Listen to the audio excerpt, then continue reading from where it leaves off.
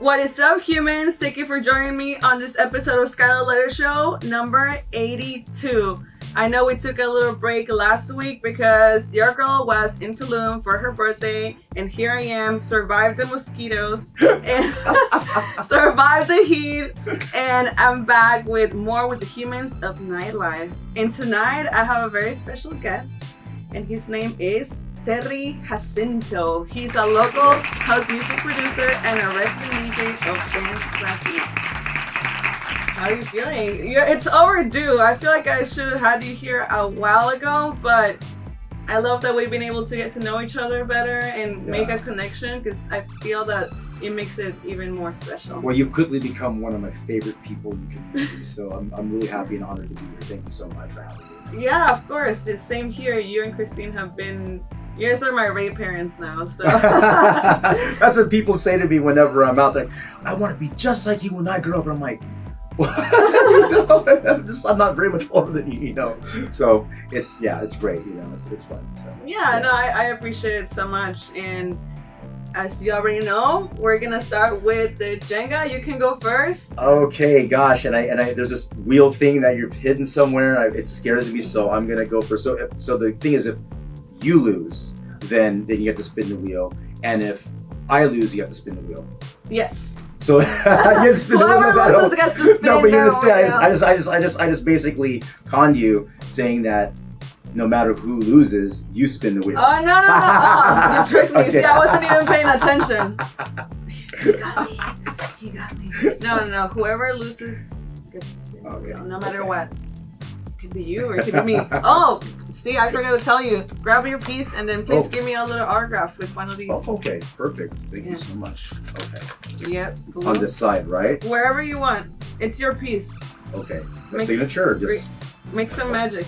Okay. Okay. There you go. All right. I'm so excited to hear your story.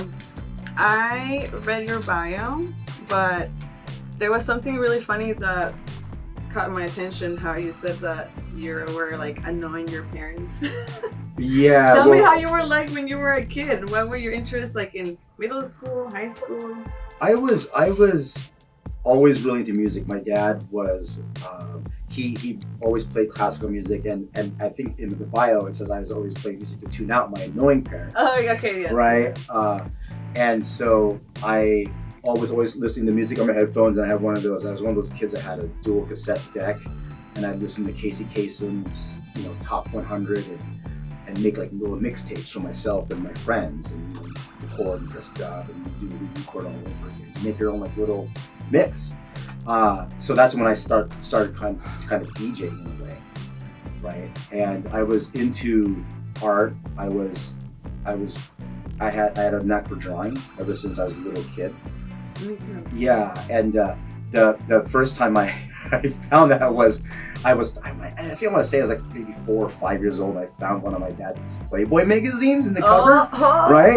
And so I thought in my head, I'm like, I can't keep this because I'm a little kid. Where am I going to keep this? So I drew it.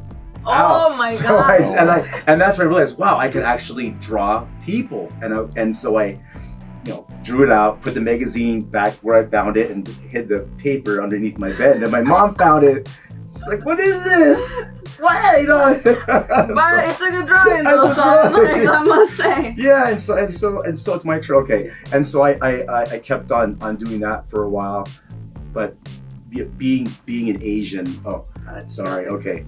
Being an Asian, it's a very stereotypical thing. Don't do art, be an accountant, be a lawyer, be a doctor. And so that wasn't really my focus. Art wasn't really my main focus until I was older, and I could pretty much take control of my own life and do what I wanted to do.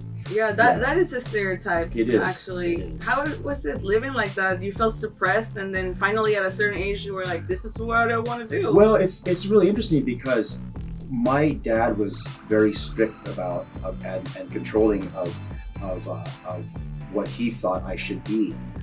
But I get my art from my dad. I get my love for music from my father.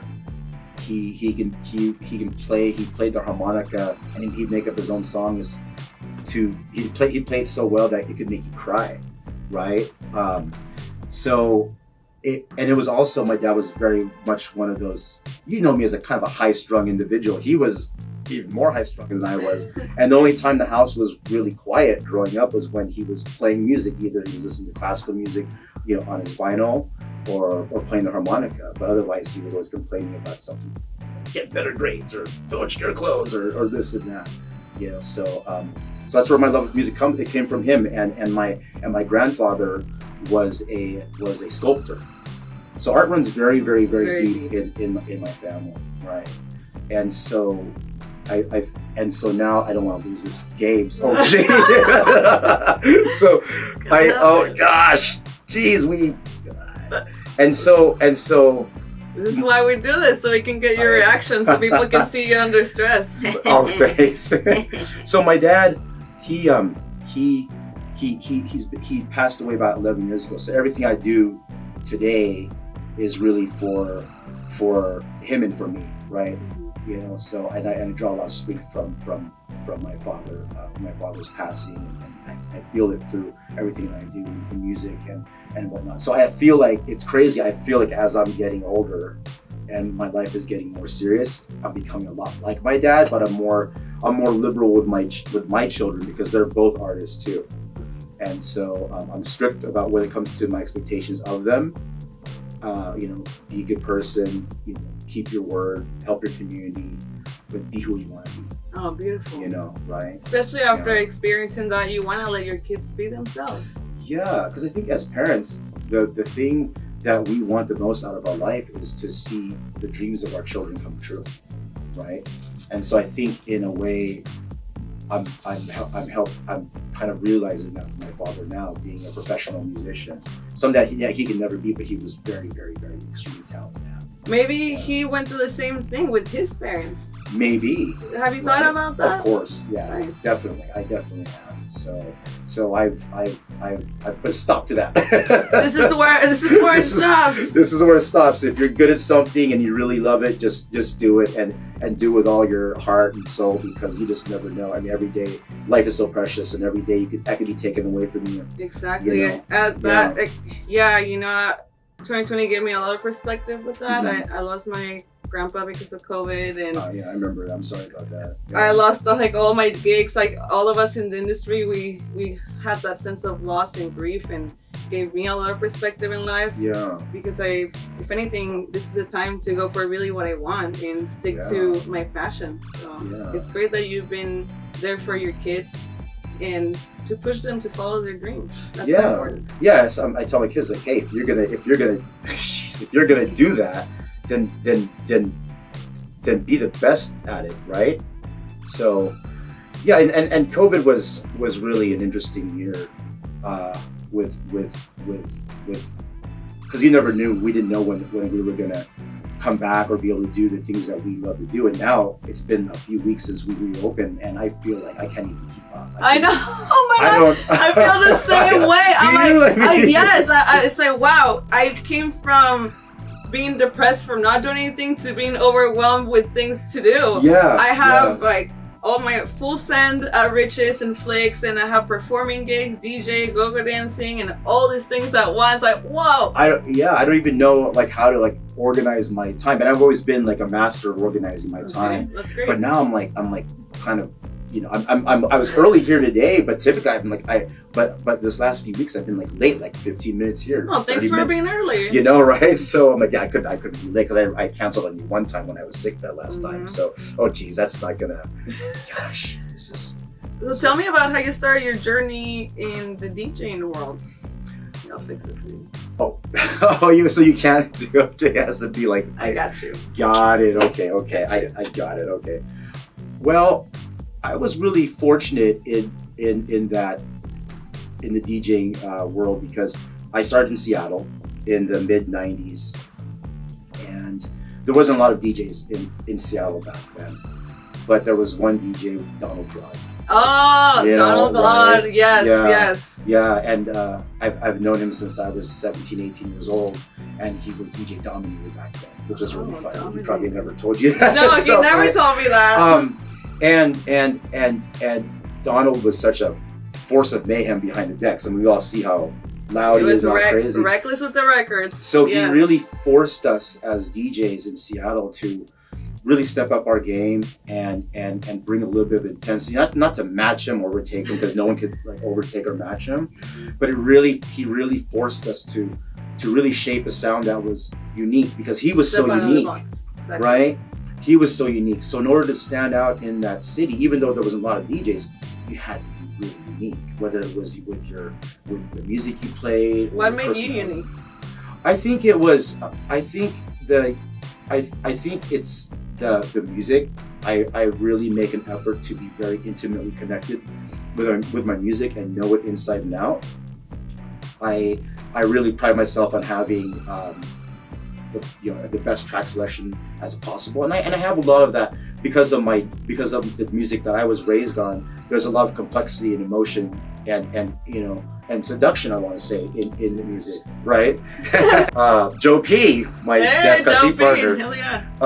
A lot of my gigs some of my gigs came because Donald was stuck at the border, couldn't get it from Canada, and people were like, "Terry, do you have your records with you?" And I always had them in my trunk. And You're always ready. You're always ready. So that's how I really got my start. So I got really lucky, in that sense. What brought you to San Diego? So I was living in Miami for about 9 years, between living in Seattle and living in San Diego, and Miami's great. It takes a certain type of individual to really, Kind of like living in Vegas. Yes, right. It's like LA and Vegas kind of clashes at the studio, right? And it's intense, and you have people from all over South America and Europe and the Northeast, just kind of in this big hodgepodge of people that are just too busy to even say hi to you. It's kind of strange. There's a lot of nice pockets of culture in Miami, but everyone there that you meet, like you can go out to a club and have like the best time with somebody. Oh, where are you from, by the way? I'm just here just on vacation, or I'm here on a convention. So it's really hard to build a really strong nucleus of friends there. Okay. Yeah, and so it got a little lonely after a while. And then both my kids were born in Miami, so obviously I stepped out of the nightlife for a number of years. And then my ex-wife got a job out here, and her parents are out here. So we were like, my mom's in Seattle still, so we came out here just to be closer to our family. Nice. And I've been out here for almost 10 years now. And I love it. Yeah, San Diego is the place to be. I'm not going anywhere. I mean, all my friends in Seattle yesterday are like, it's 115 degrees up here. How is it in San Diego? Like, oh, it's just 75 degrees and can't perfect. relate. Right? Yeah. Oh, Jesus. And you started producing in 2018, but 2020 was a breakout year. You had 2 #1 tracks in techno in TrackSource, and you recently hit number 10 with the All They Wanted song. Yes. What does it take to get to the top? It takes a village, right? Really, you can be a great producer and make the best music out there, but you have to partner with a really strong label, and a strong distributor, and a label that does a lot of marketing, and so those tracks, those 3 tracks that you mentioned are on Fresh From Music, and that's Dirty Dan's, Dan from LA's label, but Oscar P distributes that label under Azucar Distribution. So Oscar, you've seen Oscar promote. He's a beast. Yes. He's a beast. He's a promoting machine, and so for a number of years when I started kind of producing music, it's one thing to know about how to make music, but it's quite another thing to know how to sell music and how to get it out there and how to get it charted. And I was lucky enough to Oscar taught me some things about the business and how to focus my music, right? Because when I started producing music, I was making house music, deep house, techno, whatever. And then Oscar said, I think there's this pocket of techno that sounds like house. That's what he calls it. Techno that sounds like house. Tech house? No, not tech. I know. No, not tech house. Not tech house. Okay. But there's a techno that sounds like house. That's And not House tech house. techno. Yeah. It's a new genre. You're gonna have to go twice now for that one. But there's a pocket of techno that's not this like thumpy. I mean, because techno, I think, as you play techno. Yes. There's it's kind of going through a metamorphosis right now. There's a lot of change, and so it's really there's a lot of hardcore techno purists that are like, this isn't techno, that isn't techno. But you can see. Yes. Yeah, and you can see a little bit of progressive house kind of bleeding into techno, right? And so there's guys like Macioplex, for example, that makes techno, but it sounds 80s kind of, right? And so or like Anna, right? One of my favorite producers. So and artists in the genre. So it's going back to what it takes to making music, it's you gotta have I think you just gotta have a not only good music but just good people around you that push your music.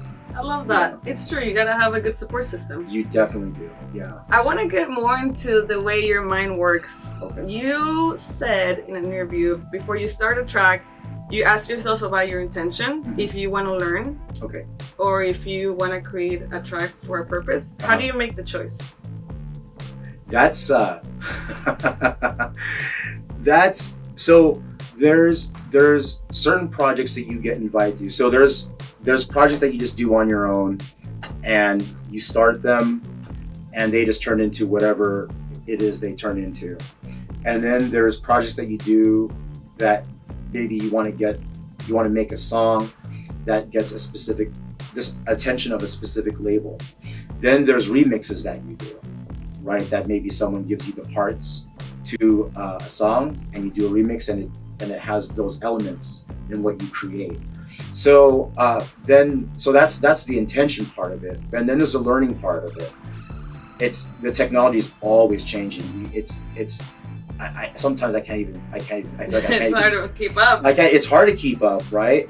But then I've learned really that there's this thing called gear lust. I don't know if you ever know about it. It's like you're always after the new piece of machine or the new software, and you just go broke doing that. But then I learned, I can't remember from who, but I learned that you got some more here. I learned that just get good at a few things. You just learn a few things how to make music, or else you get so overwhelmed. Mm-hmm. And you'll become a good at a lot of things, but you won't be a master at anything. So so for younger producers out there, I think just pick some things that you like that are easy to work with, and then understand those things. Yeah, those. Oh, Jesus. You focus on maintaining a consistent essence in your music. Mm-hmm. How would you describe your signature sound in 3 words? In 3 words, my signature sound is. I can't. How do I? Yes. This is. I'm not gonna pull that. Welcome to the Scarlett Letter Show, baby. Yeah. No, there's definitely. Okay. Okay. I'm definitely not gonna spin that wheelie thing because. Okay. Signature sound in 3 words. 3 words that have to sound like a sentence or just. Just 3 I words. think so. So, structure, subtle, and seductive. Structure, subtle, yes, and seductive. Right.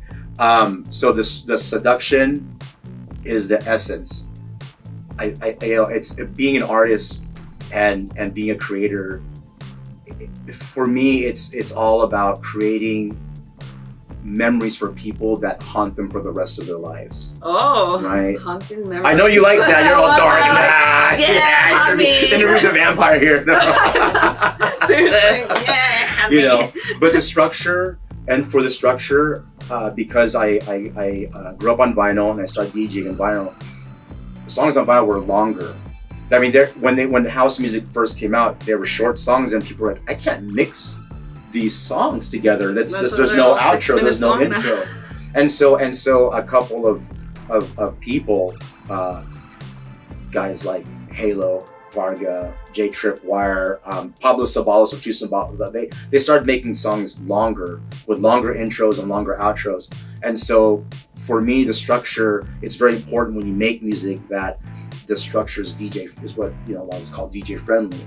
And you can be very patient in the mix with them, and you can really harmonize music together when the songs are longer and you have more to work with. You follow the philosophy that simple is better when making music. How does that translate in your sound? So that comes to the other S, subtle. Oh, right. So it's Terry.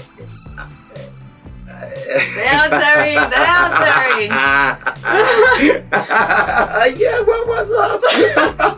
So it's really just less is more, right? When I start producing, I was like, I just want to throw everything in there, every hi-hat, every nuance, and then you find out that those things kind of hide each other when you're they hide each other, and when in the final mix, and then you start taking things out. So it's really just about keeping things simple, I think. That's great. Yeah. And you've said in another previous interview that music is art, Mm-hmm. and that art is about pushing boundaries and expanding how we express our humanity. Mm-hmm. How do you personally push those boundaries? I think with art, there's a seduction to art in staying stagnant with the processes that right? It's very easy to just keep on doing the same thing because you get results really fast. But art is about art is something. Art is a gift that's given. It's in all of us in some shape or form. I believe that, right? And art is one of the greatest gifts of life. And it can be expressed in so many ways. It can be expressed in so many ways, with what you wear, with how you with dance, or with writing, or with painting, or with music. And so for me, it's important that we all try to find the artist in ourselves, because that's how we express our human nature. I think we're as close to nature as possible when we express ourselves through art, because art in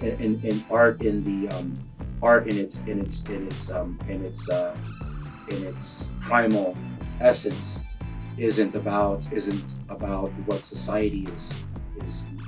I mean, of course, there's artists you get big, and there's labels make you do things and this and that. But really, when all artists start, we all do it in private, right? And it's a very meditative and very spiritual process, I believe. So for pushing boundaries and pushing art and innovating, whenever I'm making an important point, it's all about I think it's. Oh, those don't count. They don't really. Why don't those? Oh, okay. You can. Oh, jeez.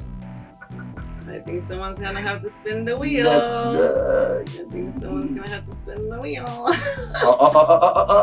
What's up? No wheels for me.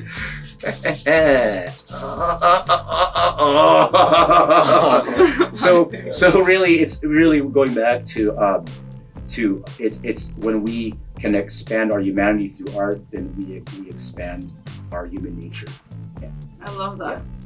That was beautiful. I Thank you. completely agree, and it's just an extension of being human. Yeah. It's the way we express art. Yeah, and something that shouldn't be controlled, but when you get money involved, it starts to lose its authenticity, right? So, Exactly. yeah. I want to tap into something because you are known as the nicest DJ in San Diego. How do you get that nickname?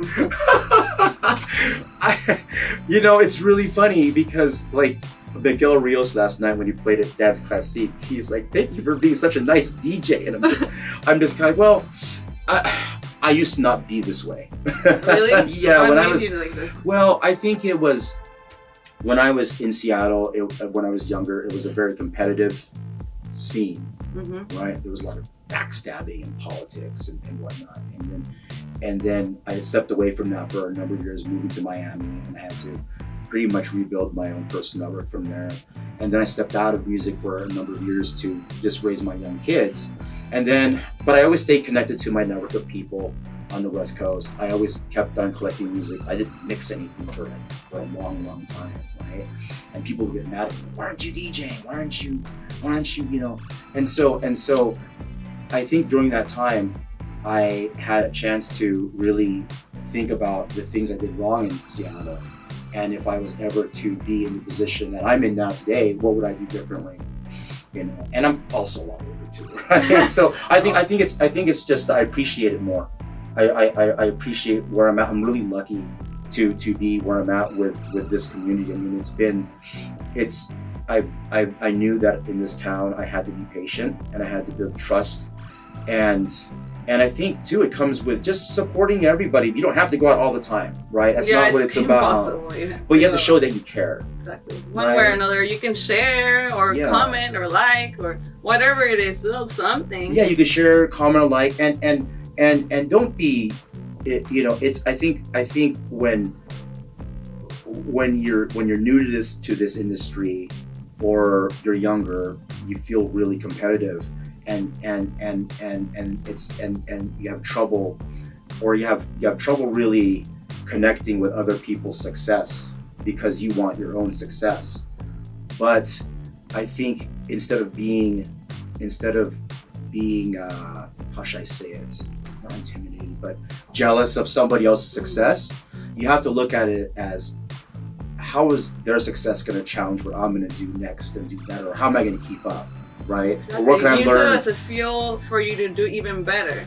Not to feel bad about yourself or to hate someone. Correct. And there's a lot of comparing. Because that's the human nature. That's human nature, though. We compare ourselves, and you know, the constructs of society are like, oh, you gotta be better than this person, or that, and you know. Everyone goes at their own pace at the end of the day. Everyone goes at their own pace. There's like the prodigy kids that start off at 7 years old. There's people that start at 40, 30. Yeah. It's not a race. You go at your own pace. It's not a race. And I'm also a very accessible person, you know. You are known as a beacon of industry knowledge. Yeah, people come up to you for advice all the time. All the time, and it's because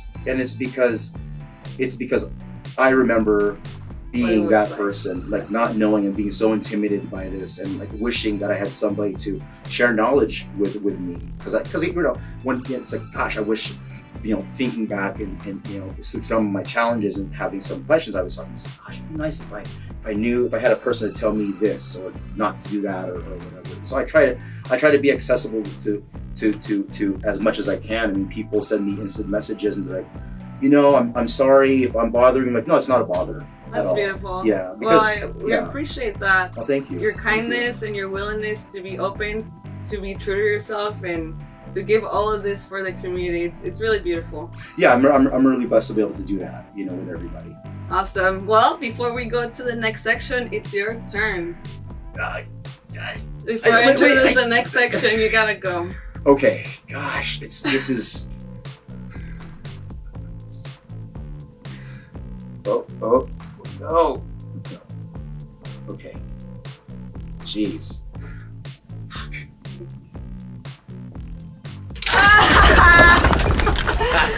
All right, and now it's time for you to spin the wheel of misfortune. The wheel of misfortune.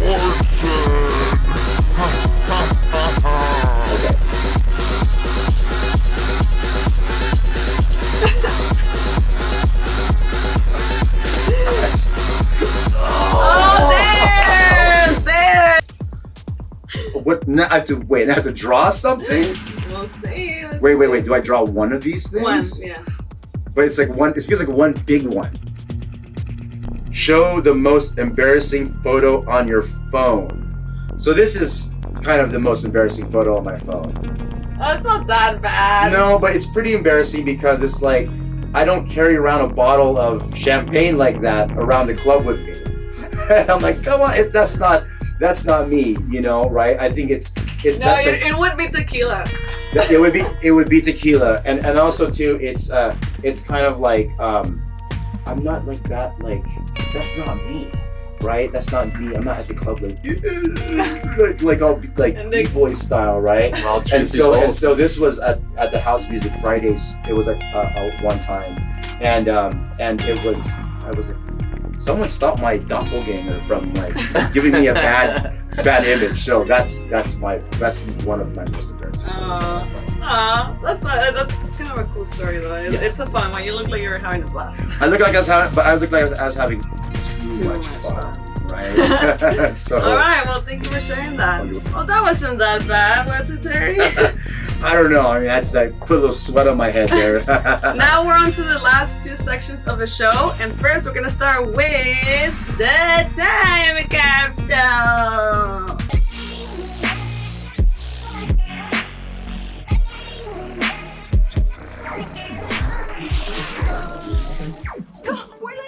Okay, and in this section, I'm gonna show you 5 pictures of yourself, and you're gonna tell me a brief story behind each picture. And the first one is this one. Okay, so that was one of my very first like big gigs in Seattle. It was at a place called the Showbox, and you look the same, honestly. It was my first time playing at this place called the Showbox, and I've had the honor of playing with people like Doc Martin there, Gene Ferris, Tala 2XLC. I think I played with Charlotte the Baroness there too, and a few other really big DJs. And it was the largest house music club in Seattle at the time.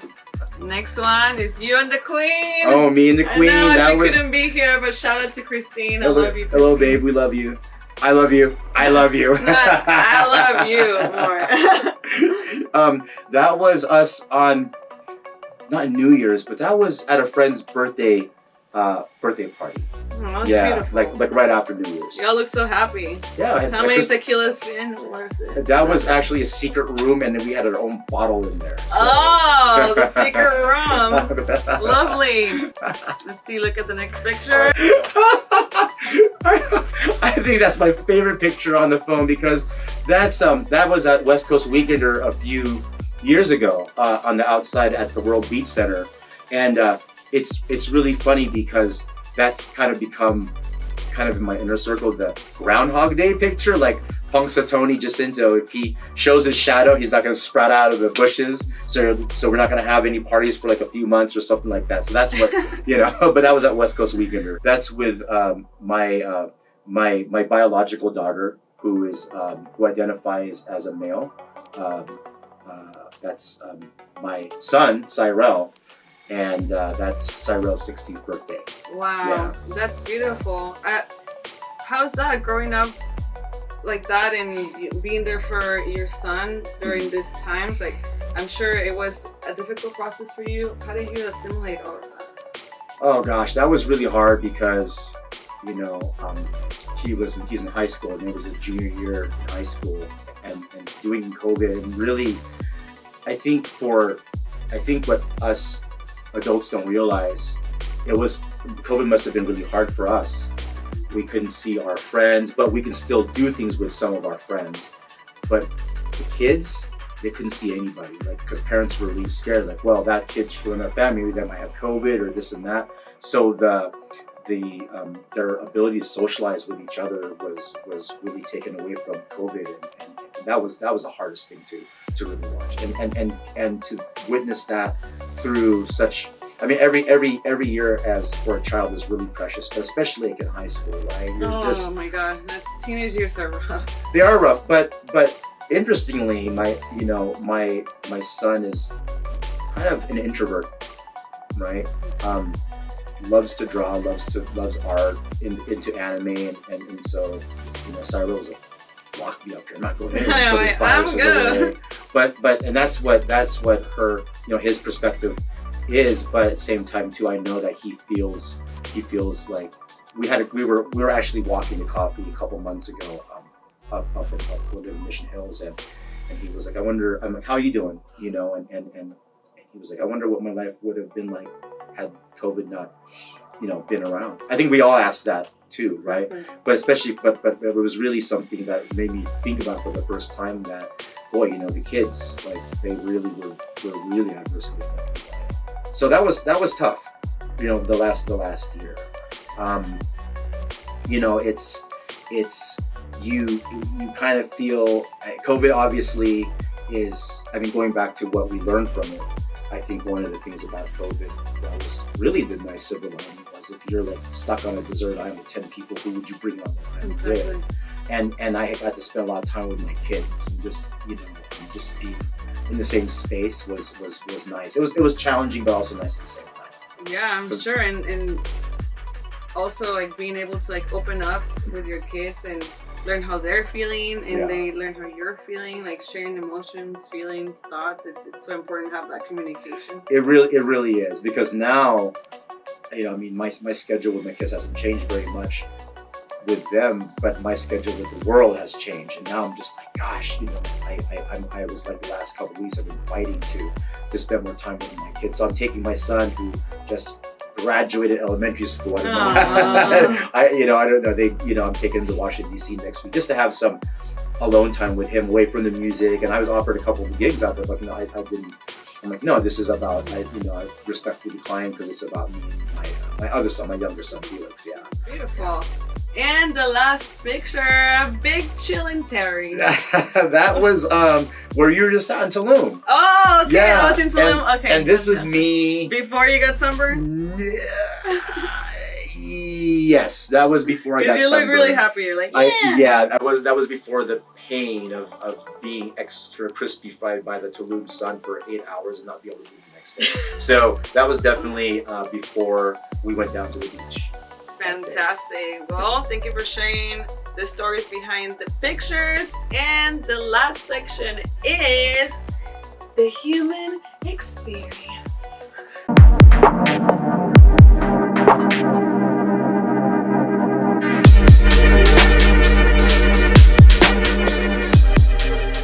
This section, I'm gonna ask you a few questions about how you see yourself, life, the world, some self-awareness questions. And the first one is, for you personally, what makes life worth living? That's such a big thing. I think really it's obviously family, right? Family is everything. I don't know what I would do without my family, really. You know, so that's the thing about having one. It's, you can't really picture your life with a family before they come in, before kids come into life, but once they come into your life, it's just that moment, you can't picture life without them. So I think that's part of it, obviously. I think too that something in the universe gave us kind of a puzzle to solve in ourselves, right? And I think that's what life is all about. It's kind of unlocking those mysteries of not only life in general in the world, but also what's in ourselves, Fantastic. Yeah. The next question is, what's your biggest pet peeve? Any ideas? My biggest pet peeve, I want to say, it's funny, you say that I'm the nicest guy in San Diego, nicest DJ, but I have a lot of pet peeves, and there's like another side of me that you don't quite see. But anyway, no, I'm just kidding. Wow,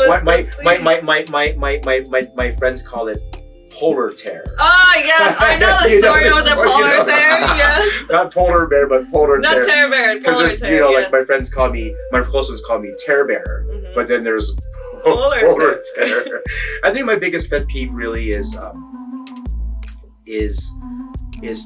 people that can't admit that they're wrong. Oof, yeah. Right? It's okay to be wrong, and it's I think I think people are afraid to, they're afraid to admit they're wrong, and for a really good reason, because of the judgment.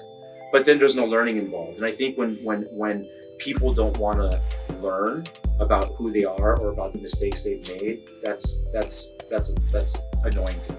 Yeah. Yeah. No, I agree. Yeah. When you look into the past, what do you miss the most? I think I miss I miss the comforts of home. I miss like I was an only child. Me too. Yeah. I did not know. So that explains a lot about our personalities, right? Yeah, totally. We're like, look at me. Right? Yeah, totally. Wow. Oh, that's crazy. Yeah, and I think I miss the attention of my. I come from a very large strong extended family, and my mom was the youngest of 6 children. My mom's 86.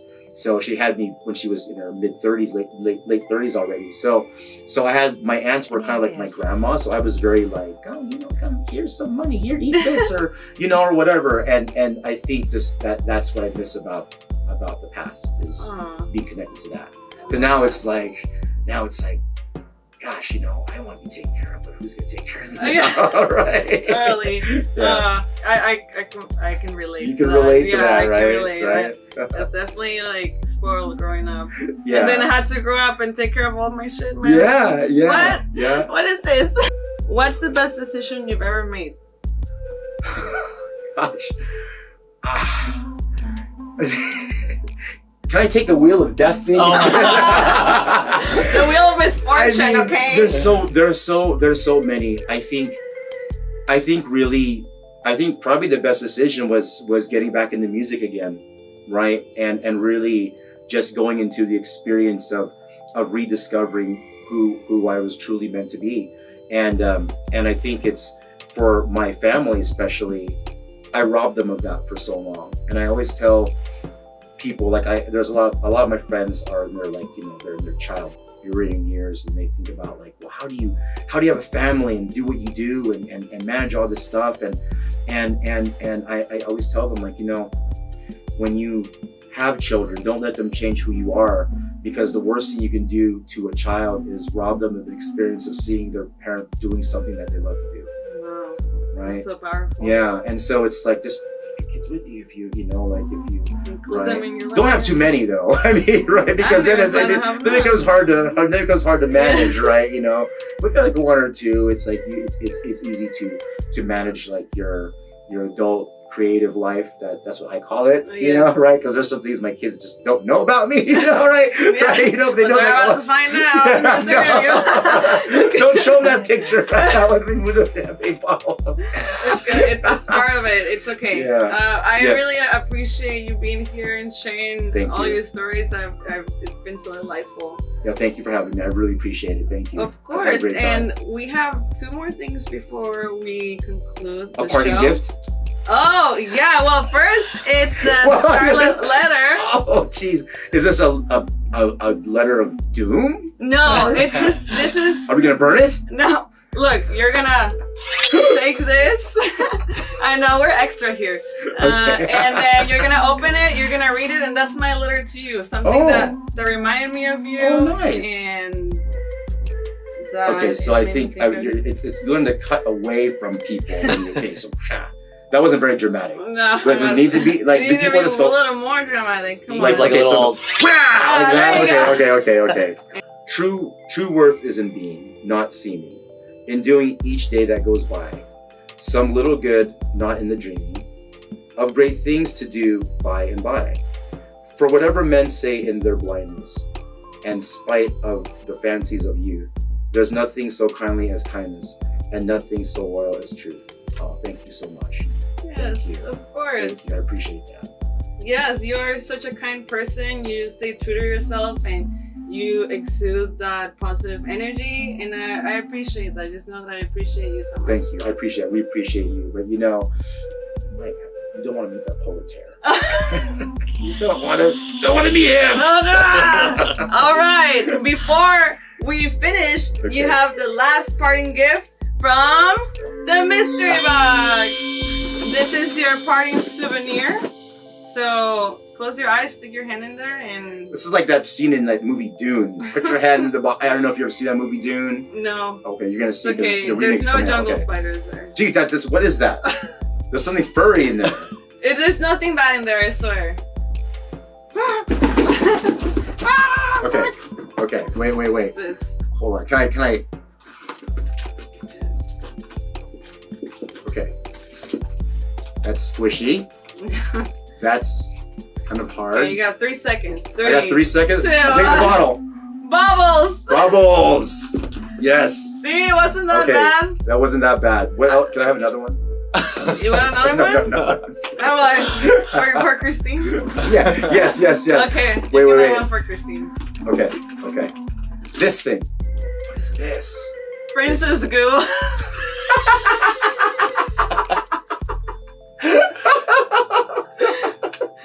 Well, you got Princess Goo and Bubbles. I don't know if it gets any better than that. Yeah, I mean, I don't know. Princess Goo. Princess Goo, yes. Well, Terry, thank you again. I really enjoyed it. Thank you so much. Thank you. Thank you so much. Oh my God, it's gonna be great. I can't wait for this to come out. And thank you all for watching. And you're gonna send me pictures of you guys playing with the Princess Goo, okay? See you next week. Jeez, don't threaten me with a good time.